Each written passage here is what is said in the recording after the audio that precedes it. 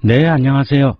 2022년도가 하나님의 은혜 가운데 시작되었습니다. 이제 계속해서 우리가 소교리 문답에 대해서 계속 공부할 것입니다. 오늘은 제3조 제1부에 대해서 성령을 미사오며 거룩한 공예와 성도가 서로 교통하는 것과 죄를 사하여 주시는 것과 몸이 다시 사는 것과 영원히 사는 것을 미사옵나이다. 무슨 의미입니까? 나는 나의 이성과 능력으로 예수 그리스도를 믿거나 그에게 나아갈 수 없음을 믿습니다. 하지만 성령님께서 나를 복음으로 부르셨고 그의 은사들로 나를 깨우치시고 거룩하게 하시고 진실된 믿음 가운데 지켜주십니다. 같은 방식으로 성령님께서 이 땅의 모든 크리스찬 교회들을 부르시고 모으시고 깨우치시고 거룩하게 하시고 예수 그리스도와 함께 그 교회를 하나의 진실된 믿음 가운데 지켜주십니다. 이 크리스찬 교회 안에서 성령님은 매일 그리고 풍성하게 나의 모든 죄악들과 모든 믿는 자들의 죄들을 용서하십니다. 마지막 날에 성령님께서 나와 모든 죽은 자들을 일으키시고 그리스도 안에서 나와 모든 믿는 자들에게 영원한 생명을 주실 것입니다. 이것은 가장 확실한 진리입니다. 중심생각, 나는 믿습니다. 그러나 내가 스스로 믿을 수 없다는 것을. 타락한 사람들로서 우리는 스스로 하나님을 찾을 수 없으며 또한 스스로 우리의 삶을 성령님께 맡길 수 없다라는 것을 알고 있습니까? 내가 믿기를 선택하거나 또는 나의 노력으로 구원 얻는 게 아니라 하나님께서 먼저 찾아오시는 은혜로 구원을 받는 것입니다. 사도행전 9장 11절과 22절에는 바울의 회심, 그리고 사도행전 16장 13절에서 15절 말씀에는 루디아의 회심에 대해서 나와 있습니다. 그들이 회심하는데 그들의 역할이 무엇이었습니까? 한번 살펴보도록 하겠습니다. 사도행전 9장 1절에서 9절에서는 바울의 회심이 나와 있습니다. 자, 1절과 2절 말씀입니다. 사울이 주의 제자들을 대하여 여전히 위협과 살기가 등등하여 대제사장에게 가서 다메섹 여러 회당에 갈 공문을 청하니 이는 만일 그 돌을 좇는 사람을 만나면 물은 남녀하고 결박하여 예루살렘으로 잡아오려 함이라. 사울은 본래 예루살렘의 신자들을 핍박하던 자이었으나 그것으로 만족하지 않고 당시 유대인의 공회 의장인 대제사장에게 가서 다메섹 회당들에 갈 공문을 요청하였습니다. 바울의 잘못된 열심은 그로 하여금 하나님의 사랑하시는 성도들을 죽이는 극히 악한 일에 몰두하게 만들었습니다. 3절에서 5절 말씀해 보면 사울이 행하여 다메섹에 가까이 가더니 호련히 하늘로서 빛이 저를 둘러 비추는지라 땅에 엎드려져 들음에 소리 있어 가라사대 사울아 사울아 내가 어찌하여 나를 핍박하느냐 하시거늘 대답하되 주여 니시오니까 주께서 가라사대 나는 내가 핍박한 사울에게 비친 그 빛은 부활하신 예수 그리스도의 영광의 빛이었습니다. 그것은 햇빛보다 더 밝은 빛이었을 것입니다. 살아계신 예수님께서는 먼저 그에게 나타나셔서 내가 어찌하여 나를 핍박하느냐라고 말씀하셨습니다. 하나님께서는 사울을 먼저 찾아와 주신 것입니다. 그리고 6절에서 9절 말씀에 보면 내가 일어나 성으로 들어가라 행할 것을 내게 이를 자가 있느니라 하시니 같이 갔던 사람들은 소리만 듣고 아무도 보지 못하여 말을 못하고 섰더라. 사울이 땅에서 일어나 눈은 뜨서나 아무것도 보지 못하고 사람의 손에 끌려 다메섹으로 들어가서 사흘 동안을 보지 못하고 식음 즉 먹고 마시는 것을 말합니다. 을 전폐하니라. 이것은 완전히 중단했다라는 뜻입니다. 사울이 예수님을 만난 후 앞을 보지 못하고 먹고 마시는 것을 완전히 중단했던 그 3일은 하나님께 기도하며 회개하고 예수님을 주님과 그리스도로 영접하는 그의 삶에 큰 변화가 일어난 기간이었습니다. 자, 그리고 사도행전 6장 13절과 15절의 말씀에 보면 루디아의 회심이 나와 있습니다. 두아디라 성의 자주장사로서 하나님을 공경하는 루디아라 하는 한 여자가 들었는데 주께서 그 마음을 열어 바울의 말을 청종하게 하신지라. 저와 그 집이 다 세례를 받고 우리에게 청하여 가로되 만일 나를 주 믿는 자로 알거든 내 집에 들어와 유하라 하고 강건하여 있게 하니라. 바울이 가서 전도할 때 거기에는 하나님께서 준비시켜 두신 루디아라 하는 여자가 있었습니다. 그는 하나님을 경외하는 자, 곧 경건한 여인이었습니다. 주님께서는 그의 마음을 열어 바울의 말을 듣게 하셨습니다. 그것은 하나님의 전적인 은혜였습니다. 구원은 하나님의 일입니다. 하나님께서는 죄인을 구원하시는 구주가 되십니다. 그는 택하시고 구속하신 자들의 마음속에 회개와 믿음을 주셔서 그들을 구원하십니다.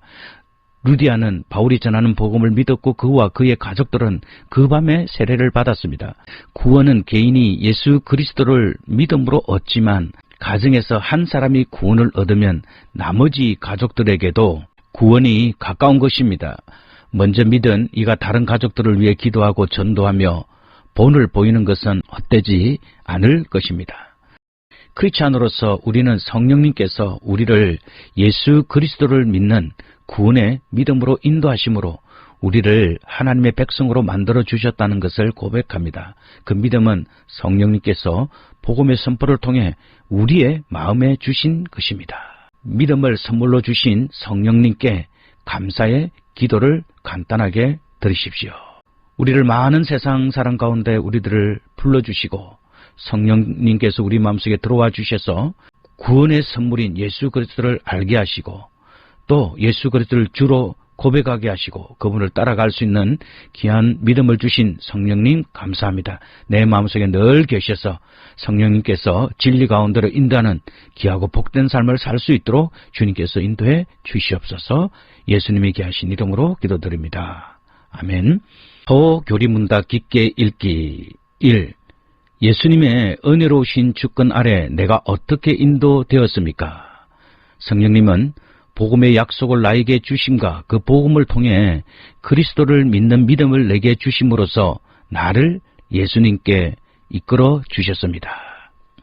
요한복음 6장 65절에서는 또 가라사대 이러함으로 전에 너희에게 말하기를 내 아버지께서 오게 하여 주지 아니하시면 누구든지 내게 올 수 없다 하였노라 하시니라. 하나님께서 허락하셔야 사람이 예수님에게 나올 수 있고 그를 믿을 수 있음을 잘 말씀해 주고 있습니다. 모든 것이 하나님의 은혜로 됩니다. 하나님께서는 긍휼을 택하신 자들을 부르시고 믿게 하시고 구원하십니다. 에베소서 2장 8절과 9절 우리가 잘 아는 말씀이죠. 같이 한번 외워보겠습니다. 너희가 그 은혜를 인하여 믿음으로 말미암아 구원을 얻었나니 이것이 너희에게서 난 것이 아니요 하나님의 선물이라 행위에서 난 것이 아니니 이는 누구든지 자랑치 못하게 함이니라. 고린도전서 12장 3절입니다. 그러므로 내가 너희에게 알게 하노니 하나님의 영으로 말하는 자는 누구든지 예수를 저주할 자라 하지 않고 또 성령으로 아니하고는 누구든지 예수를 주시라 할 수 없느니라. 우리의 구원은 전적으로 하나님의 영의 역사로 된 것입니다. 누구든지 하나님의 영으로 말하는 자는 십자가에 죽으신 예수님을 저주받은 자라고 말하지 않고 성령으로 아니하고는 아무도 예수님을 주라고 고백할 수 없습니다. 성도는 성령의 역사로 예수님을 구주와 주님이라고 바르게 믿고 고백하며 구원을 받은 자입니다. 나는 왜 나의 이성과 능력으로 예수님에 대한 믿음에 이르지 못합니까? 성령님 없이 나는 영적으로 눈이 먼 자요 죽은 자이므로 그리스도를 믿을 수 없습니다. 고린도전서 2장 14절에서는 육에 속한 사람은 하나님의 성령의 일을 받지 아니하나니 저희에게는 미련하게 보이며 또 깨닫지도 못하나니 이런 영적으로야 분변함이니라. 육에 속한 이라는 말은 영적인 이라는 말과 대조되는 말로 육신의 욕구의 지배를 받는다는 뜻입니다. 육적인 사람은 구원받지 못한 일반 사람, 즉 믿지 않는 자를 가리킵니다. 그는 성령을 받지 못한 자입니다. 따라서 육신의 사람은 하나님을 알지 못하고 깨닫지 못하고 하나님을 경외함과 섬김이 없고 하나님께 감사치 않고 우상 숭배에 빠져 있습니다. 그는 하나님의 계명을 순종치 않고 사탄과 악령들을 따라 육신의 욕심대로 온갖 죄와 부도덕에 빠져 있습니다. 그런 사람들은 하나님의 성령의 교훈을 받지 않고 믿지 않습니다. 그는 성령님께서 계시하신 복음을 미련한 것으로 여기며 성령의 일을 깨닫지 못합니다. 왜냐하면 이런 일들은 영적으로야 분별되고 판단되기 때문입니다. 따라서 에베소서 2장 1절에서는 너희의 허물과 죄로 죽었던 우리를 살리셨다고 말씀하고 있습니다. 성령님 없이 나는 그리스도를 믿는 믿음으로 부르시는 복음에 심히 저항하게 됩니다. 로마서 8장 7절에서는 육신의 생각은 하나님과 원수가 되나니 이는 하나님의 법에 굴복지 아니할 뿐만 아니라 할 수도 없음이라. 중생한 사람의 영이라고 할지라도 영육이 결합되어 있는 동안에는 몸의 죄성의 영향을 받아 죄의 기능들인 생각과 감정과 의지에 있어서 연약함과 부족함이 여전히 나타나게 됩니다. 따라서 구원 얻는 성도의 내면적 싸움은 육신의 죄성과 성령의 대립에 있습니다. 사람은 몸의 죄성을 따라 살면 그 결과는 죽음이지만 성령을 따라 몸의 죄악된 욕심을 죽이며 산다면 그 결과는 의와 생명과 평안인 것입니다. 그러므로 육신의 생각, 즉 몸의 죄성을 따른 생각은 하나님과 원수가 됩니다. 왜냐하면 그것은 하나님의 법에 굴복지 않을 뿐만 아니라 할 수도 없기 때문입니다. 육신에 있는 자들은 하나님을 기쁘시게 할 수 없습니다. 사람은 심히 죄악되며 무능력해져 있습니다. 그러므로 본성 그대로의 사람은 결코 하나님을 기쁘시게 할 수 없습니다. 따라서 성화는 본성의 노력으로만 되는 것이 아니고 오직 성령의 도우심으로 됩니다. 갈라디아서 5장 17절에서는 육신의 소욕은 성령을 거스리고 성령의 소욕은 육체를 거스리나니 이 둘이 서로 대적함으로 너희의 원하는 것을 하지 못하게 하려 함이라. 성도의 싸움은 단순히 육과 영 혹은 영혼의 싸움이 아닙니다. 성도의 싸움은 인간 본성에 타고난 죄악성과 성령의 싸움입니다. 본문의 육체라는 말은 죄성을 가진 몸을 가리킵니다. 우리의 싸움은 우리 속에 남은 죄성과의 싸움입니다.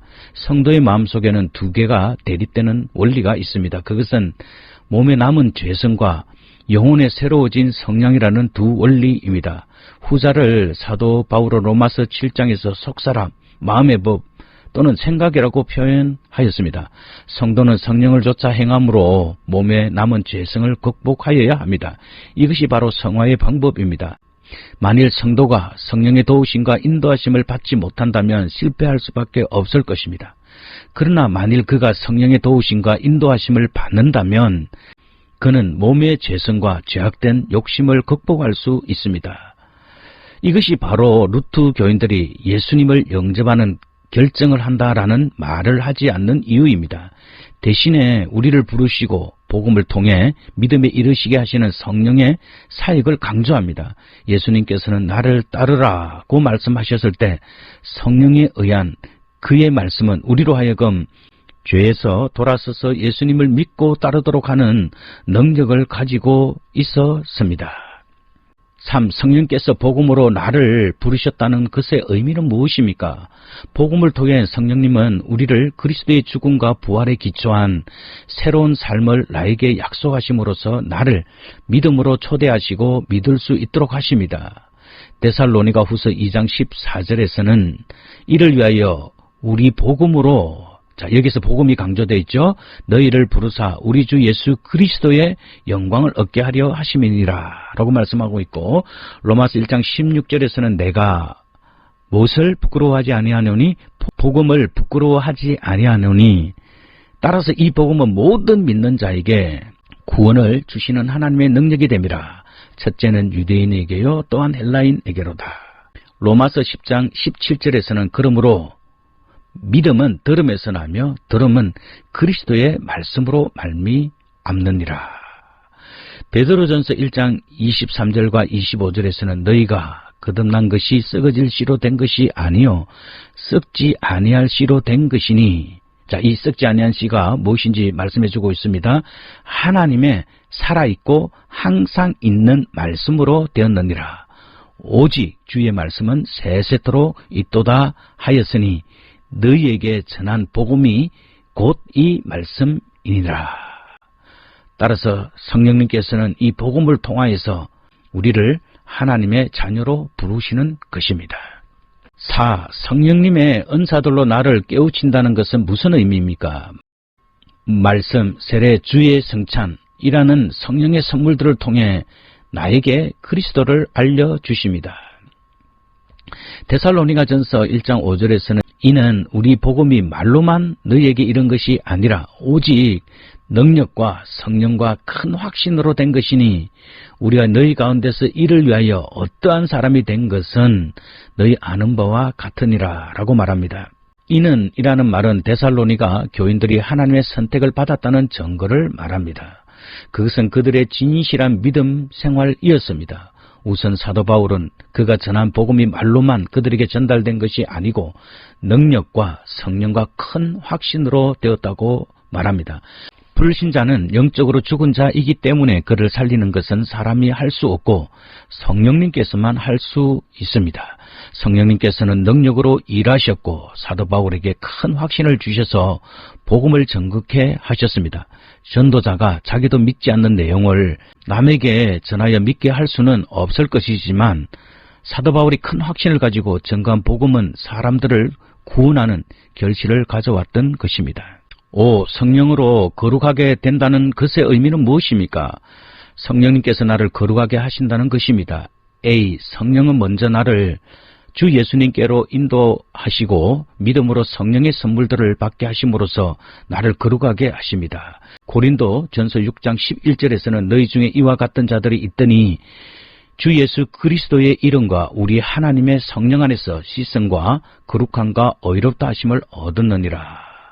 성도는 다 과거에 죄인이었지만 그러나 지금은 씻음을 받았고 지금은 거룩하여졌고 지금 의롭다 하심을 얻었습니다. 이것이 바로 구원입니다. 이것은 주 예수 그리스도의 대속 사역과 성령의 역사로 된 일이었습니다.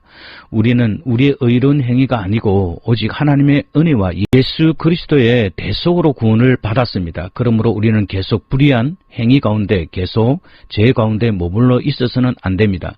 요한일서 3장 9절에서는 하나님께로서 난 자마다 죄를 짓지 아니하나니 이는 하나님의 씨가 즉 하나님의 말씀이 그의 속에 거함이요 저도 범죄치 못하는 것은 하나님께로 났음이라. 그러므로 구원받은 성도는 그 구원에 합당하고 거룩하고 의로운 삶을 살아야 합니다. 그리고 고린도전서 1장 2절에서는 고린도에 있는 하나님의 교회 곧 그리스도 안에서 거룩하여지고 성도라 부르심을 입은 자들과 또 각처에서 우리 주 곧 저희와 우리의 주 되신 예수 그리스도의 이름을 부르는 모든 자들에게라고 말씀하고 있습니다. 따라서 우리 성도들은 예수 그리스도 안에 있을 때 거룩하여지고 성도라 부름을 받은 자들인 것입니다. 따라서 우리는 거룩하고 성도로서 부르심에 합당한 삶을 살아야 합니다. B. 그런 후에 성령님은 나의 믿음을 강하게 하시고 나의 삶에 그 열매를 풍성하게 하심으로써 나를 거룩하게 하십니다. 성령님은 나에게 새로운 욕구를 주시고 죄를 극복하고 선한 일들을 힘쓰게 하십니다.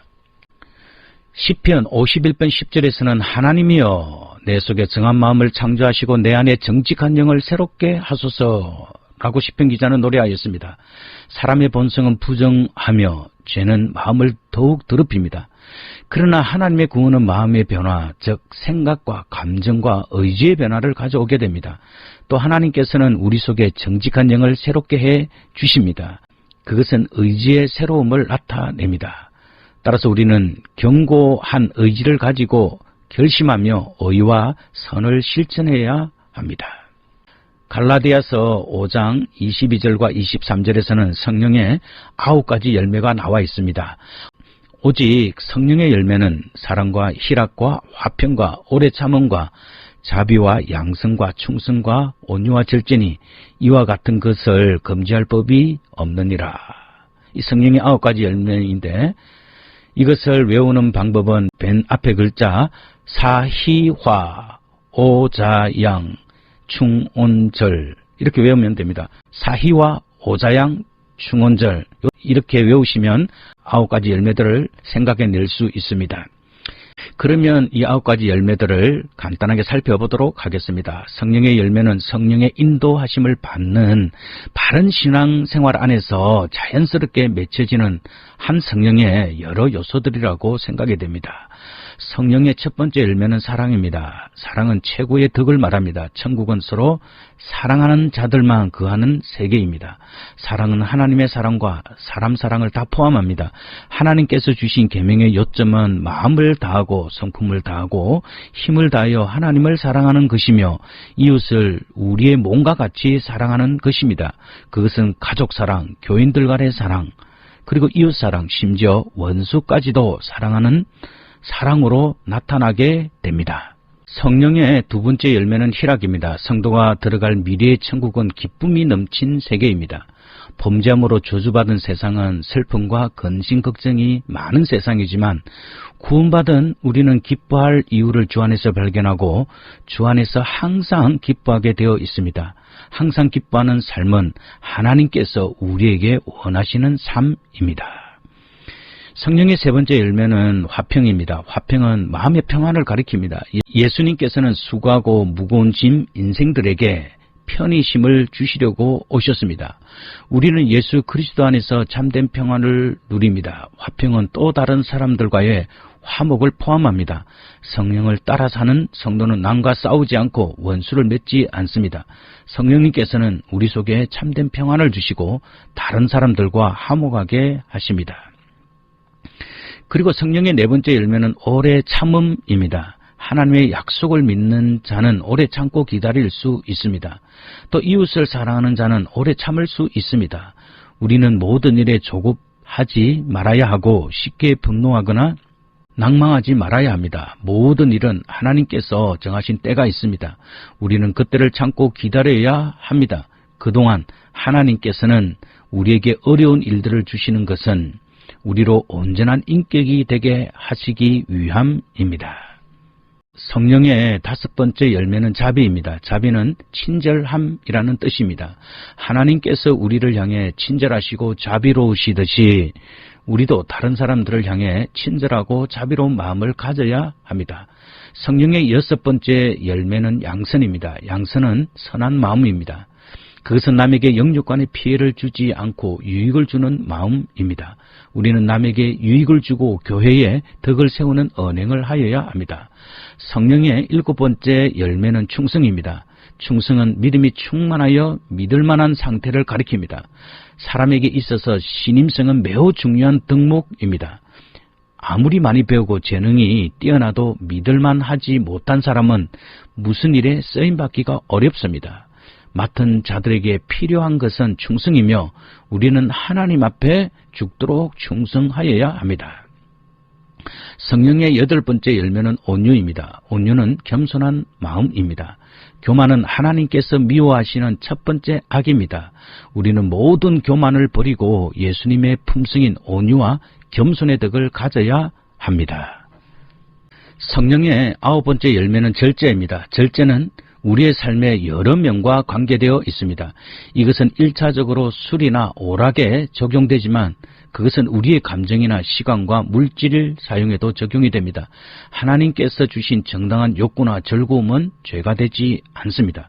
그러나 그것을 과다하게 추구하거나 거기에 빠지는 것은 나쁜 것입니다.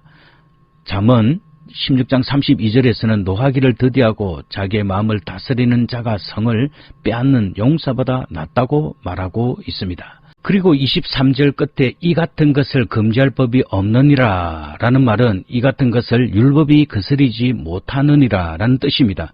성령의 열매는 율법에 반대되지 않고 오히려 일치됩니다.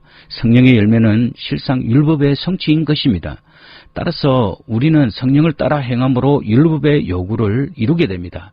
그러므로 로마서 8장 4절에서는 육신을 좇지 않고 그 영, 즉 성령을 좇아 행하는 우리에게 율법의 요구를 이루어지게 하려 하심이니라고 말씀하였습니다.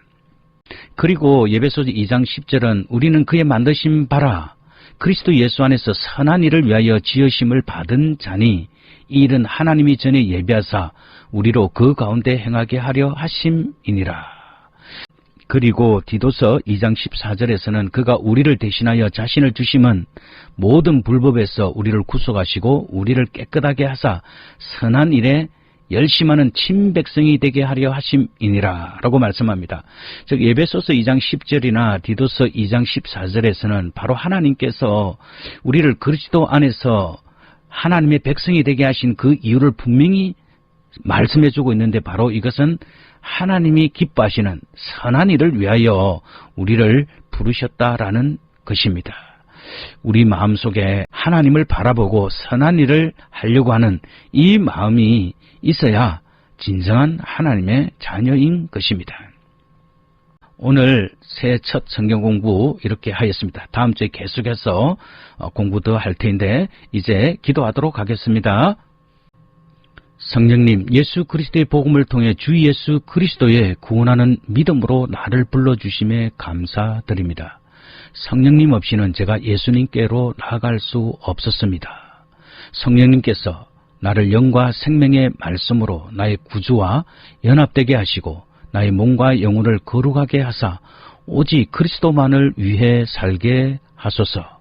영원히 살아계신 하나님, 우리를 부르시고 거룩하게 하시는 성령님과 함께 영원토록 다스리시는 나의 주 예수 그리스도 이름으로 기도합니다. 아멘.